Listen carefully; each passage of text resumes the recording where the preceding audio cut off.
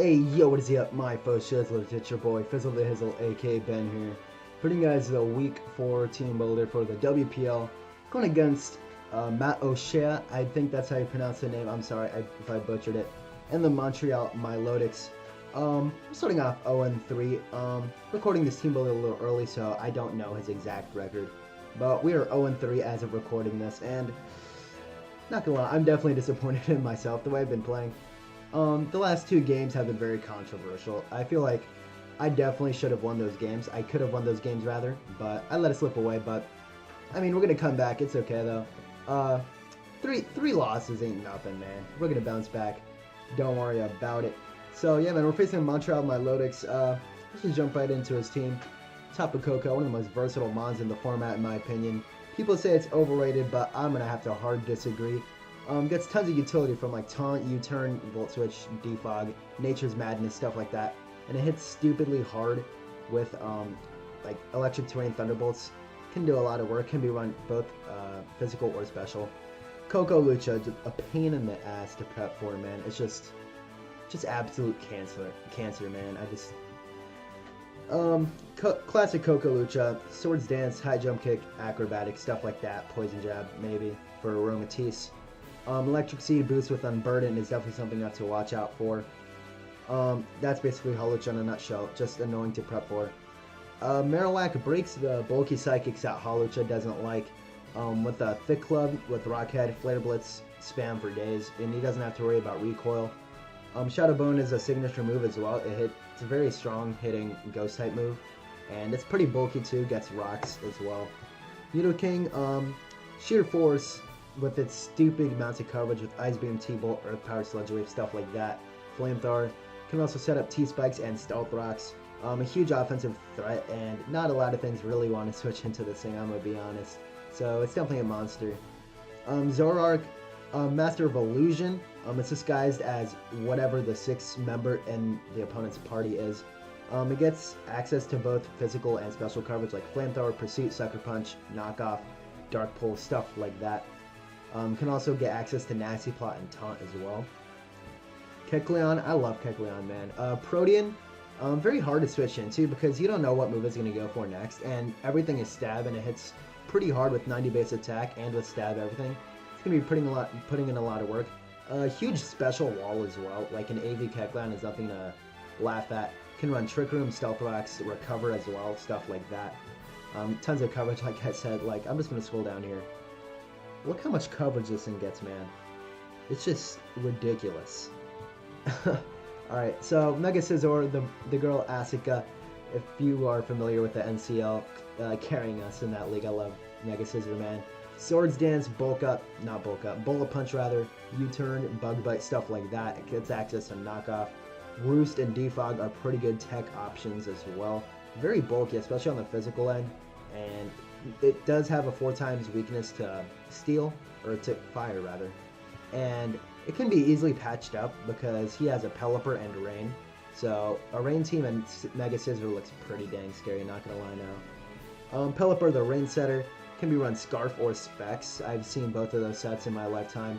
Can spam Hurricane and Scald, gets access to Roost, Defog, and can U-turn out into things like Ludicolo as well. Definitely scary, and we need to watch out for that. Pelipper is very bulky too on the physical end. And yeah, man. Gothitelle, Shadow Tag is allowed in this league, so it's probably going to be running Shadow Tag.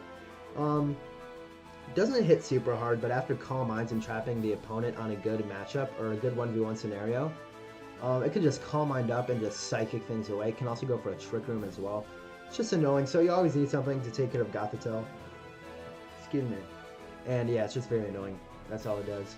Ludicolo, I love Ludicolo, man. I play VGC, so Rain and VGC is so much fun, especially with Ludicolo. Can fire up a huge Z Hydro Pump in Rain with not with a Life Orb, obviously. It's just going to be hitting so hard. You can run Modest on this thing because it's going to be Swift Swim, but we do have a way to counter that if he is Modest.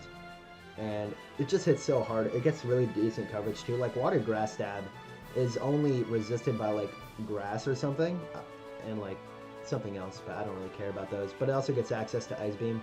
The Life Orb is going to be hitting so hard, man. Lantern gets access to Volt Absorb and Water Absorb, has very high HP, and it's a pretty solid bulky pivot. It's not way too passive since it gets access to Skull and Volt Switch as well. So Volt Switch and U-turn spam on this team is just like going to be really annoying, and we're going to have to play that out. I don't really see this thing coming, really. Maybe for the Greninja, it's not the best Greninja switch-in, but it can definitely come. Stockpile is an unset. Toxic, Volt Switch, Skull, stuff like that. As to what I predict him to bring, I don't know if he brings a Hawlucha. He probably will though. I predict him to bring Kokolucha, Nidoking, Zoroark, Mega Sizz, and one of these three. Probably Gothitelle. Probably mix and match some of those teams, but the first four that I mentioned are definitely coming. So yeah, man, let's just jump right into our team. I'm not trying to go 0-4, man. Like, also, just a quick thing. If I seemed salty in any of those videos, you're definitely correct. I was salty. Because nobody likes losing, man. Especially not 6-0. 6-0, why did I pronounce it like that? 6-0 or a very close game like that. Nobody likes losing, man, but it's all fun and games. But it's literally Pokemon. I don't get mad. I don't go home crying about losing a Pokemon game. Of course, I get disappointed, rather. That's a better word. Disappointed, but who cares? First up, he does not have a very good, like an Edgequake switch-in. And in this case, like Stone Edge and Drill Run, which is stronger than Earthquake with Tough Claws. His only resist is like, what, Ludicolo. Mega Scissor can take rock hits relatively well because it has decent defenses. Nidoking, but that gets Drill Run. Like, it just gets obliterated by Edgequake coverage. And Accelerock is good for things to pick something off like Koko, Hawlucha, Alolan Marowak, Zoroark, Mega Scissor if he's really low, and I really don't want him to Bullet Punch. Pelipper as well. A lot of things that are really low, and Fire Fang is there just to catch the Scissor on the switch, potentially. I'm fitting rocks on another squad, so this is it's not too necessary to put on this set, and I feel like Fire Fang is really good coverage for the Mega Scissor, and just so I can predict the switch. So yeah, like Edgequake bops his team. We outspeed the Zoroark 100% of the time. He has really interesting speed tiers. Like, it goes from Zoroark at base 105 to Nidoking, which is like base 85. There's no in between there, as far as I can see. So we can take advantage of that easily by running Adamant Shiva here. This thing outspeeds Nidoking. That's not max speed Jolly, or Timid rather, because if he's running max speed Timid on Nidoking, then he doesn't hit hard with Sludge Wave. So I ran like max speed Nidoking without any speed boosting natures. Dual Stab does really good work against this team. Now I'm not going to say he has no switch-ins anymore because Shiva only has like 1 kill the last 3 games, and I feel like we're not using Shiva relatively well, so we're probably going to change that here, hopefully. Yeah, so the man doesn't have the greatest, like, whatchamacallit, dual stab switch-ins, and Fake Out is there just to get really good chip on the Koko. The Zoroark we can Fake Out first turn to see if he's a Zoroark or not, what he's disguised as. Can pick off things like the Gothitelle, Ludicolo, Lantern.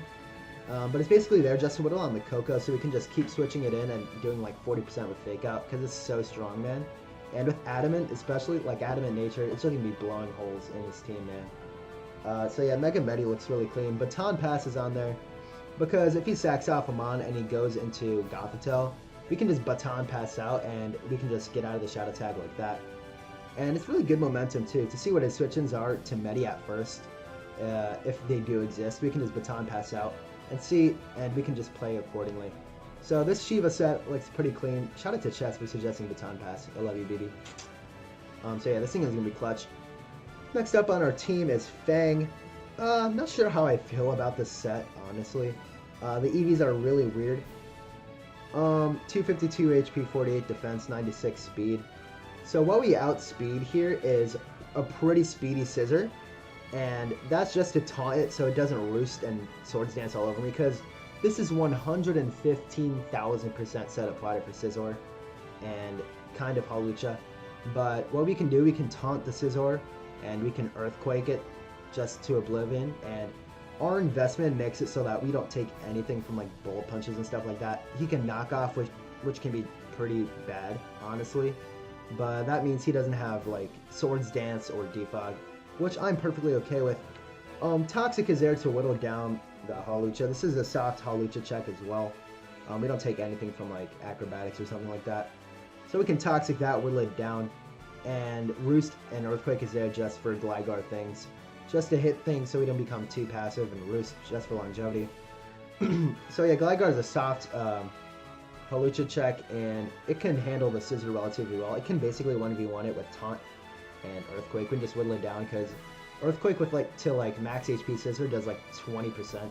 So 5 of those hits and we're good, and Bullet Punch does like 10% to us. So it's like we lose nothing. Next up we have our main breaker on the team, Orochimaru. I feel like in the next few videos I should put like the matchup on the side of the screen just so you guys can see it, so you don't have to like scroll back or anything to see his team. But I don't see a really good switch into Draco other than Coco. Everything else drops to Choice Specs Draco, man.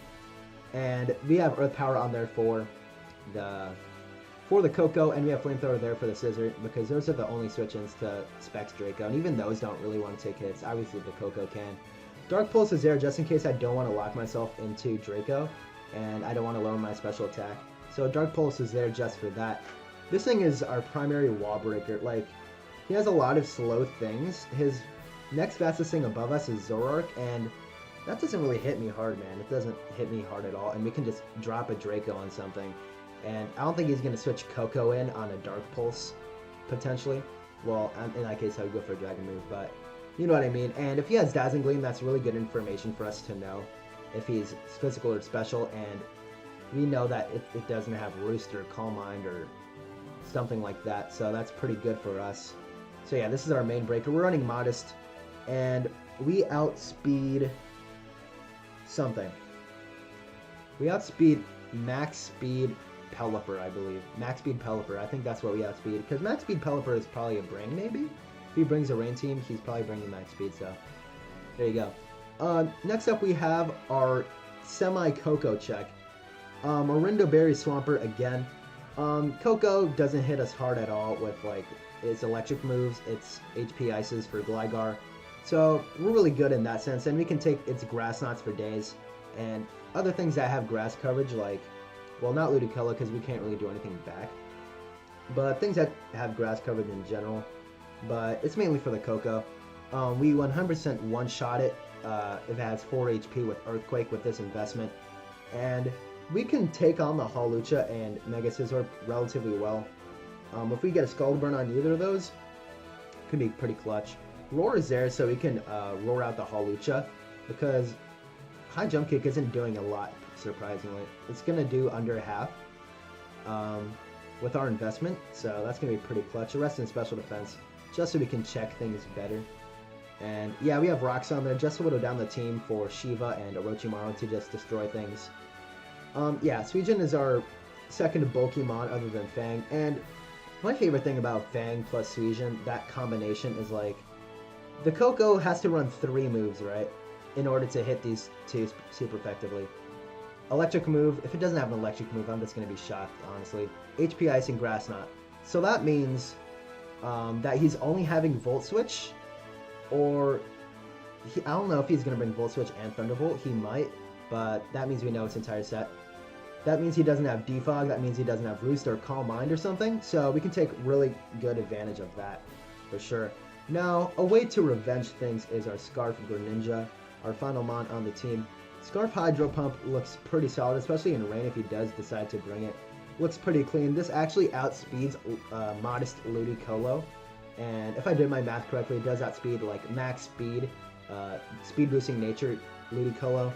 So we can do like 75% with the U-turn because we are not lowering our attack this time. Because Rocks plus U-turn is really good chip for Ludicolo, and we can switch into Orochimaru or something. Or like something, I don't know. What's our switch in to Ludicolo? Non-existent, really. Especially under rain, that's going to be terrifying. But yeah, this is a sort of way to check Ludicolo. If it's going to set up rain and stuff, or if it's under rain, it's going to be terrifying. We have Hidden Power Fire there, just because if the off chance that he doesn't bring rain, we can hit Mega Scizor, we can 2-shot Mega Scizor, which is going to be very nice. Hydro Pump and Dark Pulse is just like hits a lot of things on his team. Kecleon is a decent switch-in, I suppose, if he's AV.